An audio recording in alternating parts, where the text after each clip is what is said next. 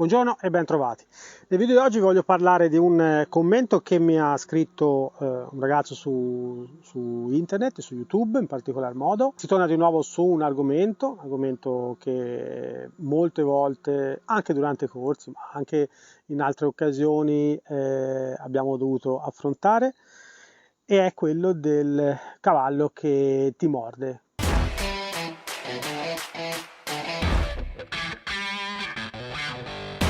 In particolare andiamo a leggere adesso quello che mi ha scritto Maurizio. Mi ha scritto: vado spesso a trovare un mio amico che ha una cavalla mansueta che si lascia avvicinare e accarezzare, e ogni volta le do da mangiare carote, mele e qualche zolletta. L'altro giorno, mentre era in un grande recinto all'aperto, come al solito sono entrato, avevo in mano 3 carote, ne ho spezzate 2 e poco a poco gliel'ho date con la mano aperta. La accarezzavo e sembrava tranquilla. Poi, mentre nella mano mi restava ancora una carota intera, mi sono voltato e ho fatto 2 passi in direzione del cancelletto di uscita del recinto. La cavalla mi è arrivata alle spalle e a tradimento mi ha morso al fianco. Dato il dolore e la sorpresa, non ho avuto modo di reagire e sono riuscito appena ad aprire e chiudermi il cancello alle spalle per mettermi al sicuro. Dove ho sbagliato? Beh, allora diciamo che la risposta breve te l'ho già data nei commenti di YouTube, però mi piaceva dare una risposta un pochino più approfondita della cosa e anche più fruibile da altre persone che possono guardare il video in questo momento. Allora, il problema qual è? Fondamentalmente qui ci sono degli aspetti che hai fatto che sono tutto sommato, non è che sono sbagliati, ma sono interpretabili in una maniera scorretta da parte del cavallo. Cioè, il fatto che la cavalla sia mansueta non vuol dire che non si comporti come un cavallo. Per il cavallo il cibo non è importante perché, come ho spiegato 1 miliardo di volte, l'erba cresce ovunque, per cui in natura il cibo lo trova sempre il cavallo, ma il miglior cibo no. Cioè, il miglior cibo cos'è? Quali sono gli alimenti che rientrano nel miglior cibo? Ovviamente il mangime, e poi tutto quello che può contenere delle sostanze zuccherine come mele, come le zollette di zucchero, come i chicchi che comprate al Decathlon, piuttosto che le carote, giustamente.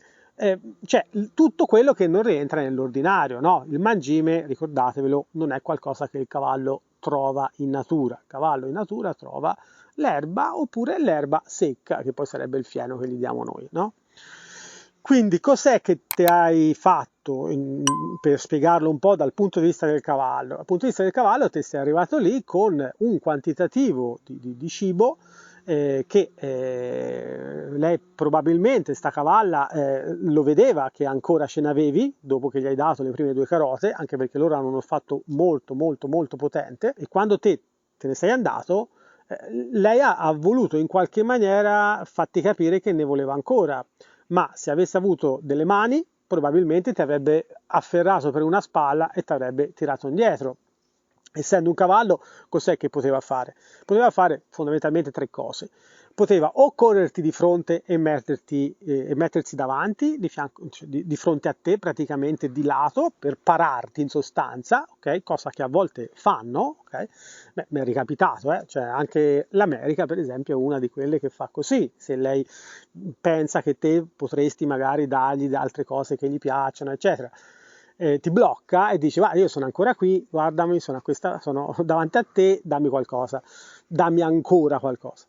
Ma potrebbe anche tirarti un calcio, stenderti lì in terra e rufolarti da tutte le parti finché non trova qualcosa? Sì, ma l'hai detto te, è una cavalla mansueta, quindi probabilmente quella non è la sua indole naturale. Avrebbe potuto caricarti, morderti, ramparti, buttarti giù e fare la stessa cosa, ma si è detto prima, è una cavalla, hai detto te bene prima, mansueta, quindi anche questo è da escludersi. L'altra cosa che poteva fare era quello di darti un piccolo piluccotto per farti capire che io ci sono ancora, sono qua, perché te ne vai? So che hai ancora qualcosa, perché non me lo dai? non hanno un'altra maniera per poterlo fare, non usano suoni, non hanno le mani, possono fare solamente questo. Quello che te hai percepito è un'aggressione, perché per noi esseri umani, predatori, il morso è un'aggressione, ok? Quindi è un'interpretazione la tua, te hai dato un'interpretazione a un comportamento normale per un cavallo, l'hai interpretato come se fosse invece una aggressione nei tuoi confronti. È una cosa che è normale, non è una questione tua, è una cosa normale perché noi predatori di solito quando proviamo dolore per qualsiasi motivo pensiamo che sia qualcosa, la mettiamo sul personale, ok? Quindi e reagiamo anche in maniera aggressiva. Tu giustamente non sei riuscito a reagire, eccetera, eccetera, ma va benissimo così, anche perché, come dice Parelli, quando prendiamo un morso la prima cosa che dobbiamo fare è strusciarsi con la mano, la seconda cosa è dire oi, non è che possiamo fare molto più di quello, perché qualsiasi cosa che facciamo arriva troppo tardi. Non è che il cavallo che ci morde e ci butta in terra, dopo io mi rialzo e sono passati 5-6 secondi, faccio qualcosa, in quel caso al cavallo, lo rincorro o gli do fastidio in qualche maniera, non lo associa più. Il cavallo ha un limite di associazione che difficilmente supera il mezzo secondo. Ecco perché la corrente elettrica è molto efficace. Se io mi fossi bendato con la corrente elettrica, supponendo di non prenderla in quel momento, quando lui mi mordeva, prendeva la scossa, appena mi mordeva, in quel caso sarei stato molto efficace. Ma se passa 10 secondi non lo sono più così efficace. Okay? Questo per farvi capire che in certe circostanze dobbiamo pensarci prima a infilarcisi. Non dobbiamo piangere dopo perché è successo quello che è successo.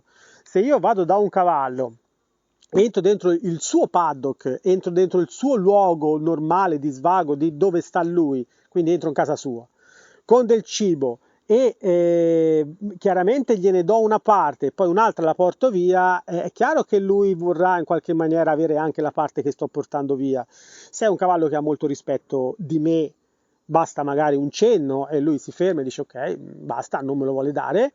Ma se è un cavallo che non ti considera il suo leader, non ha il rispetto di te, per lui te sei un suo pare o uno zerbino da calpestare quando gli torna comodo, sei un distributore di carote che cammina, è chiaro che in quel caso lì lui vorrà prendere il distributore e sbatacchiarlo un po' per far cascare qualche altra carota. Quindi capite un po', non è questione di perché l'ha fatto, la domanda che mi viene da dire è perché hai fatto te una cosa del genere. La cosa che dovevi fare era probabilmente, visto e considerato che questa cavalla è molto brava e buona, ma non ti considera assolutamente un suo leader e non prova probabilmente nessun rispetto, poco rispetto nei tuoi confronti, sarebbe stato opportuno che tu fossi entrato dentro il paddock, magari con qualcosa che ti avrebbe supportato la tua autodifesa. Cosa? Potrebbe essere lo stick con lo string in cima, potrebbe essere lo stick con la bandierina, molto molto efficace, anche in questi casi è il top, potrebbe essere semplicemente uno string, ok? Uno string da tenersi in tasca a questa maniera, che uno può tirare fuori all'occorrenza, magari ruotarlo un po', così, e basta, è sufficiente per mandare via la stragrande maggioranza dei cavalli che possono in qualche maniera turbarti mentre che te stai facendo qualcosa, come nel tuo caso te ne stavi semplicemente andando via. Poi altra cosa che hai fatto è il fatto di girarti e andare via, anche quella cosa lì, te gli dai le spalle, il cavallo sa che il predatore dietro non ci vede, quindi se vuole fare qualcosa lo fa in quel momento, non certo quando te ti presenti di fronte, ok? Quindi magari potevi andartene rimanendo di lato, di fianco, quindi allontanandoli, dandogli il fianco, che il fianco vuol dire poca pressione ma non zero pressione, e con la coda dell'occhio, purtroppo noi vediamo solamente davanti, abbiamo una visuale intorno ai 170-175 gradi, cavallo 340, così te con la coda dell'occhio potevi continuare a vedere dove era la cavalla e capivi quali erano le sue intenzioni. Lo so, sono tutte cose che uno diceva, se le avessi sapute prima, capisco perfettamente, però mi hai fatto una domanda e io ti sto dando una risposta. Stare intorno ai cavalli non è una cosa che ci si improvvisa, soprattutto quando un cavallo è libero di fare quello che vuole. Non è una cosa che ci si improvvisa a fare. Dobbiamo studiare, capire come mai un cavallo si comporta in una certa maniera e di conseguenza aspettarsi che si comporti in una certa maniera in determinate occasioni e avere la contromossa pronta, cioè sapere cosa fare al momento che si verifica una certa azione. No?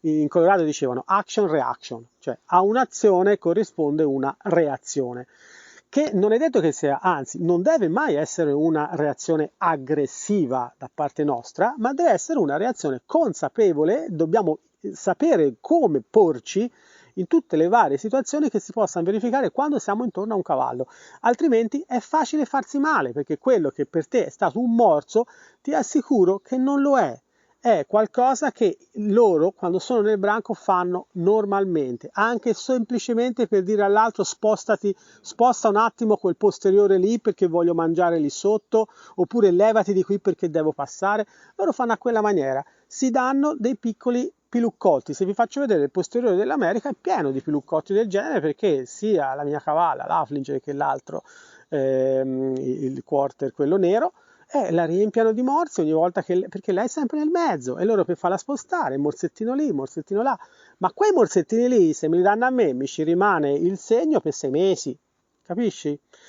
Quindi non è un problema, in sostanza hai sbagliato un po' l'approccio, il comportamento, soprattutto nella parte finale, hai sbagliato a entrare senza avere un piano B, come dicevo prima, lo stick, lo string, la bandierina, eccetera, perché dobbiamo sempre pensare fuori dagli schemi quando siamo intorno ai cavalli. Ecco perché è importante imparare quello che nella filosofia Parelli si chiama pensiero laterale.